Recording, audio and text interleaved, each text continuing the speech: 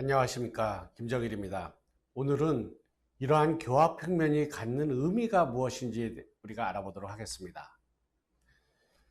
우리는 교합평면이라고 하는 것은 저루방적으로는 커브 오브 스피, 그 다음에 협설적으로는 커브 오브 윌슨이 되겠습니다. 왜 이런 교합평면을 우리는 측정을 해야만 할까요? 첫 번째의 경우에는 주잉 에피션시가 되겠습니다. 여러분들이 가위를 보시면 쉽게 아실 것입니다. A번에 비해서 B번인 경우가 더욱더 절단력이 좋을 거예요. 구강내도 마찬가지입니다. 접촉면이 B번인 경우가 훨씬 더 많기 때문에 저작 효율은 훨씬 더 증가하게 됩니다. 반면에 이와 같은 경우에서 A번 같은 경우에는 저작 효율이 좀 떨어지게 되겠죠. 두 번째 경우는 힘의 분포가 되겠습니다. 분산이 되겠죠. 이와 같이 저작을 하다 음식을 씹다 보면은 치아에 힘이 가해지게 됩니다. 이와 같이 직립이 되어 있는 경우하고 그 다음에 이와 같이 커브가 있는 경우에 어떤 반응이 나타나게 될까요? 이와 같이 커브가 되어 있는 경우에 있어서는 구치들이 더욱더 근심으로 쓰러질 수가 있고 또한 더욱더 설축으로 쓰러질 수가 있게 될 것입니다. 세 번째로는 구치의 이계가 되겠습니다. 하악은 자유롭게 움직여야 됩니다. 그런데 이와 같이 딥 커브 오브 스피가 있는 경우에 있어서는 하악이 전방 이동을 할 때 최후방 구치에서 인터피어런스가 생길 수가 있게 됩니다. 그러면은 우리는 하악이 전방으로 이동을 하지 못하게 되고 또한 이런 인터피어런스에 의해서 턱관절 등 다른 문제점들이 생길 수가 있게 되겠죠. 그래서 이런 딥 커브 오브 스피가 있는 경우에 있어서는 구치가 이와 같이 접촉할 가능성이 증가되기 때문에 좋지 않다. 우리는 그렇게 얘기를 하게 됩니다. A번과 B번 그림을 보겠습니다. 콘다일의 경사도가 있습니다. 에미넌스의 경사도가 되겠죠. 거기에 대해서 구치 자체가 이와 같이 값이 큰 경우와 이와 같이 값이 작은 경우, 거의 평행한 경우에 어디가 접촉이 될 가능성이 많을까요? 이와 같이 B번인 경우가 접촉될 가능성이 많이 있게 됩니다.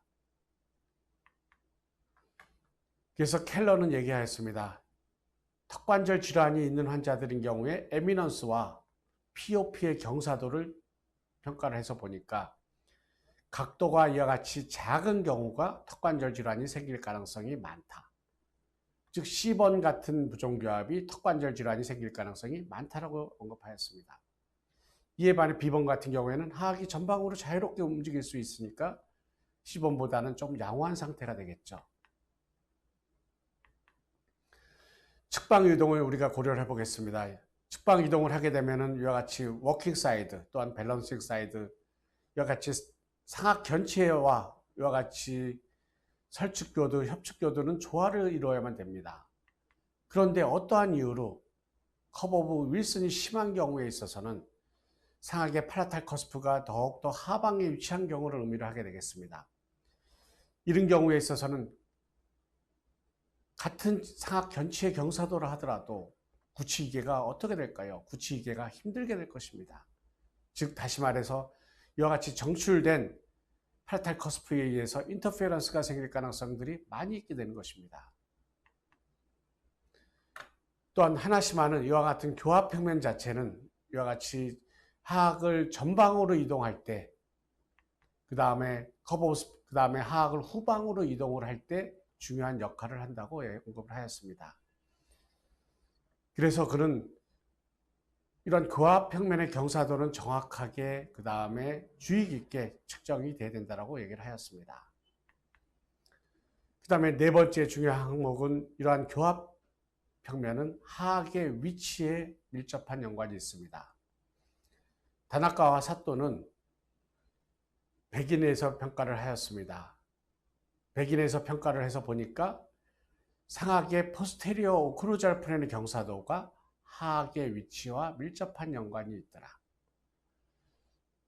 그래서 우리가 2급 부종교합이나 3급 부종교합이 됐을 때 이것은 상악 POP 자체의 경사도의 차이에 의해서 생길 수도 있다라고 그들은 언급을 하였습니다.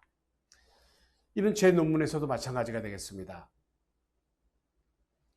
AOP, POP, GOP를 평가를 하였는데 이와 같이 AOP, GOP는 큰 차이가 없었지만은 POP 자체는 2급에서는 스티프하고 반면에 3급에서는 플랫하다는 것으로 나왔습니다. 그러면 스티프한 POP는 뭘까요? 이와 같이 정상적인 POP에 대해서 값이 커지게 된 것을 의미를 하게 됩니다. 반면에 플랫한 POP는 값이 작아진 걸 의미하겠죠. 사토 교수님은 POP를 잴 때 상하계 POP를 잽니다. 근데 저는 하하계 POP를 잽니다. 값은 똑같이 나오게 됩니다. 그래서 제 논문에 있어서는 우리가 성장 중에서 1급 부정교합이 되는 것은 많은 사람들은 리웨이 스페이스 때문에 된다라고 우리는 배워왔습니다. 그런데 이런 리웨이 스페이스뿐만 아니라 더욱더 중요한 것은 이런 버티컬 디멘션이 증가가 돼야 되고 그 다음에 POP의 경사도가 바뀜으로써 1급 부정교합이 된다는 것입니다. 그런데 우리가 부정교합 치료를 할 때 만약에 이와 같이 버티컬 디멘션과 이와 같이 POP의 경사도를 잘못 조절하게 되면 부정교합 치료가 안 되겠죠. 또 힘들게 될 수가 있게 되는 것입니다. 이를 우리가 정중앙 변이하고도 같이 평가를 해보겠습니다. 이 환자의 경우에는 하악이 우측으로 편의가 되어 있습니다. 이런 경우에 좌우측의 커브 오브 스피, POP가 어떨까요? 이와 같이 커브 오브 스피가 있는 경우에 있어서는 당연히 정중앙 변이가 같이 밀접하게 연관이 되어 있다는 것을 여러분들이 기억하셔야만 됩니다. 이와 같이 정중앙이 삐뚤어져 있는 환자들 보게 되면은 우측과 좌측을 보면은 좌측이 더 긴 것을 볼 수가 있게 됩니다. 좌측의 이 부분은 어디가 될까요? 포스테리어 버티컬 디멘전 쪽이 됩니다. 그래서 묘에서는 기본적으로 수직적인 위치에 따라서 전후방적인 위치가 변화될 수가 있고, 그래서 수직적인 위치에 따라서 2급 부정교합, 3급 부정교합이 될 수가 있고, 또한 정중앙 변이도 될 수 있다는 게 기본적인 생각이 됩니다. 이런 수직적 부조화는 POP로 평가가 될 수가 있는 것입니다.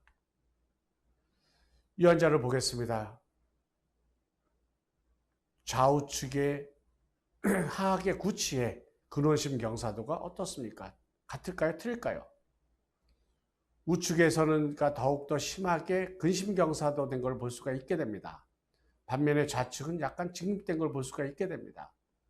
그럼 정중앙이 어느 쪽으로 변이가 될까요? 정중앙은 이와 같이 더욱더 근심 경사도가 된 우측으로 변이가 될 것입니다. 그래서 레이모스의 길이도 차이가 나게 되는 것입니다.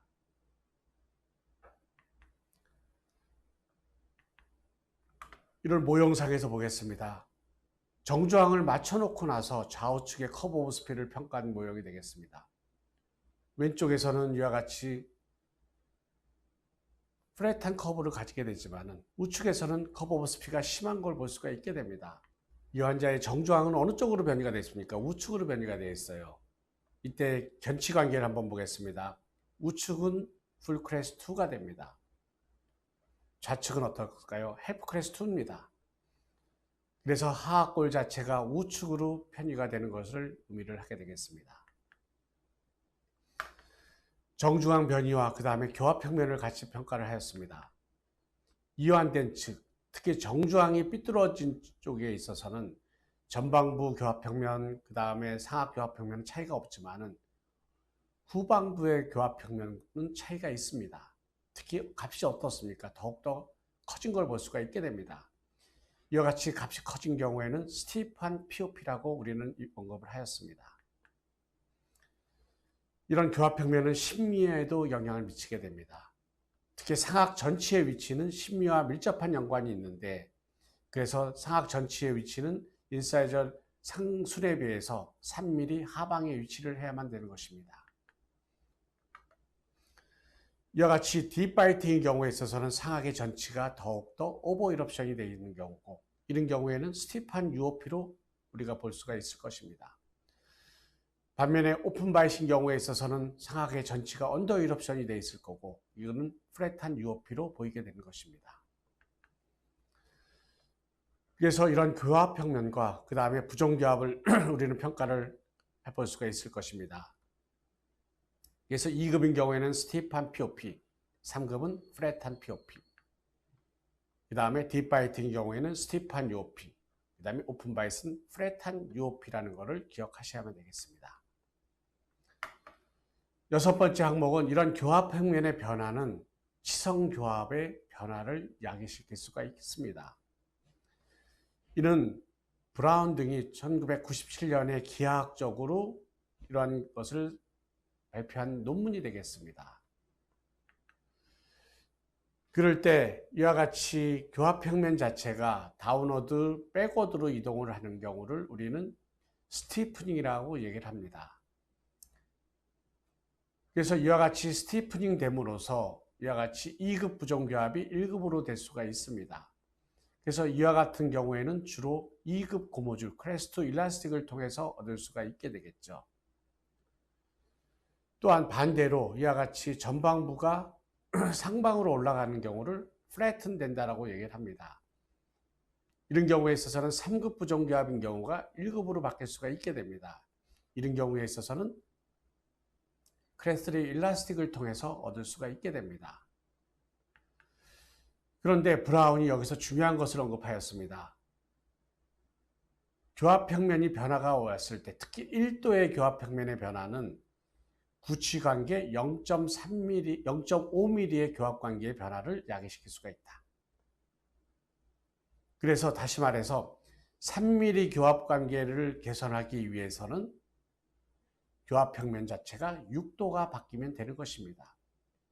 만약에 6도 더 스티프 16도인 경우에 있어서는, 만약에 3mm 헬프 클래스 2라고 하는 경우에 있어서는 10도로 바꿔주면서 교합관계가 개선이 될 수가 있다는 것이겠죠. 그 다음에 7번째 항목은 NO의 그림이 되겠습니다. 정상적인 성장에 있어서는 이와 같이 상하골 전방으로 성장을 하게 됩니다. 그러면서 상하계 구치가 정출이 되겠죠. 그러면서 하하계 이와 같이 후방으로 이동이 되게 됩니다. 그럴 때 우리 몸에서는 반드시 보상작용이 있게 됩니다.